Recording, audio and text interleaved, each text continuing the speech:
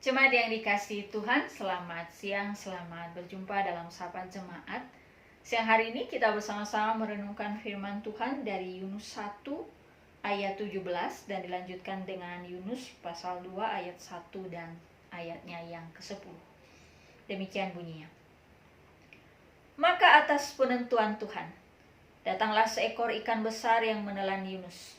Dan Yunus tinggal di dalam perut ikan itu 3 hari 3 malam lamanya. Berdoalah Yunus kepada Tuhan Allahnya dari dalam perut ikan itu. Lalu berfirmanlah Tuhan kepada ikan itu, dan ikan itu pun memuntahkan Yunus ke darat. Jemaat yang dikasihi Tuhan, selalu ketika membaca kisah Yunus yang ditelan oleh ikan besar, saya merasa bahwa di sana ada Allah yang mengejar manusia, memaksa manusia itu untuk melakukan apa yang dia kehendaki. Ketika manusia itu berlari dari tugas panggilannya, tidak melakukan apa yang dikehendaki oleh Allah, maka dengan perkenannya manusia itu mengalami kesukaran dalam kehidupannya. Bagian itu Bapak Ibu membuat saya menyadari, dan hal ini saya bagikan kepada Bapak Ibu sebagai berkat rohani pada siang hari ini. Tuhan berbicara kepada kita bahwa terkadang Tuhan dapat saja mengizinkan kesukaran-kesukaran di dalam kehidupan kita oleh karena kita berlari dari hadapannya. Ada tugas-tugas yang Dia berikan kepada kita, yang Dia percayakan kepada kita. Akan tetapi kita berlari dan tidak mau mengerjakan tugas tersebut. Mungkin kita mempunyai banyak pertimbangan di dalam kehidupan kita. Kita tidak menyukai tugas itu. Dan disitulah Allah mengejar kita, memaksa kita untuk melakukan tugas yang Dia kehendaki. Adalah baik ketika Yunus di dalam kisah ini memberikan respon yang tepat. Melalui dia, kita pun juga belajar bagaimana seharusnya kita merespon ketika kita mengalami kesukaran oleh karena kita berlari dari hadapan Tuhan. Respon itu tidak lain adalah penyesalan. Dia kembali mencari Tuhan, berdoa kepada Tuhan. Dia tahu bahwa dia telah bersalah, dan kesukaran yang dia alami tidak lain oleh karena perbuatannya sendiri. Ketika Tuhan mendengar doa itu, maka terlepaslah Yunus dari dalam perut ikan. Mungkinkah kita di dalam kehidupan kita bukan hanya sadar atau tepatnya menyadari kesukaran sebagai akibat oleh karena kita berlari melalaikan tugas yang Tuhan berikan kepada kita.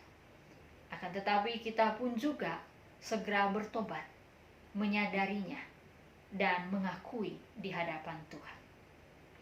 Melalui kisah Yunus kita belajar, ketika Yunus bersegera menyadari kesalahannya, dia bersegera memohon ampun kepada Tuhan, maka kesukaran itu juga segera berhenti.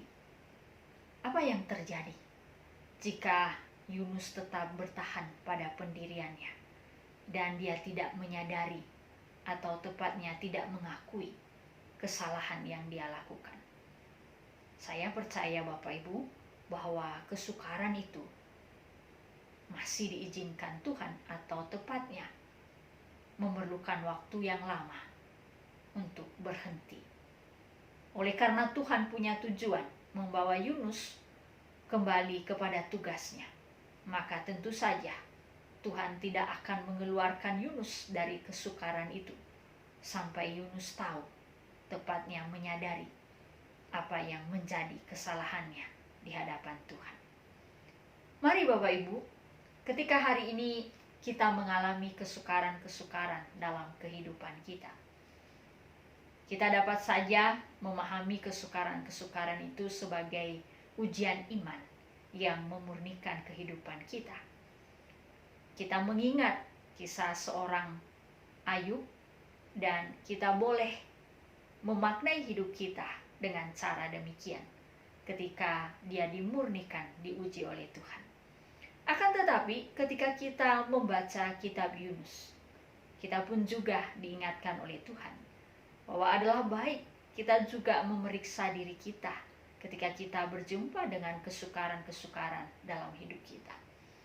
Mungkinkah kesukaran-kesukaran itu sebenarnya jalan yang sengaja diciptakan oleh Tuhan, tidak lain supaya kita kembali kepada tugas yang Dia berikan kepada kita. Kita telah lalai, kita telah berlari dari hadapannya, dan karena itu Dia memaksa kita untuk kembali kepada tugas yang Dia berikan itu.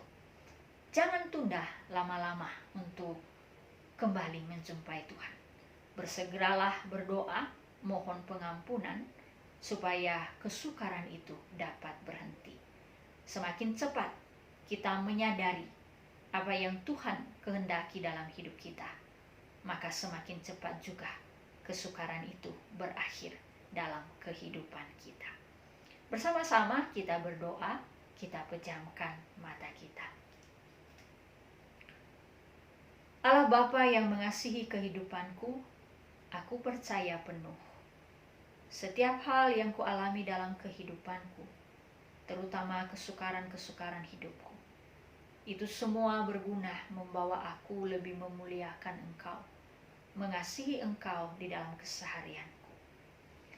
Bila hari ini Tuhan, ada saja hal yang terjadi yang menghambat perjalananku, yang membuat aku cemas dan takut, ya Tuhan, tolonglah aku untuk memeriksa diriku, kehidupanku.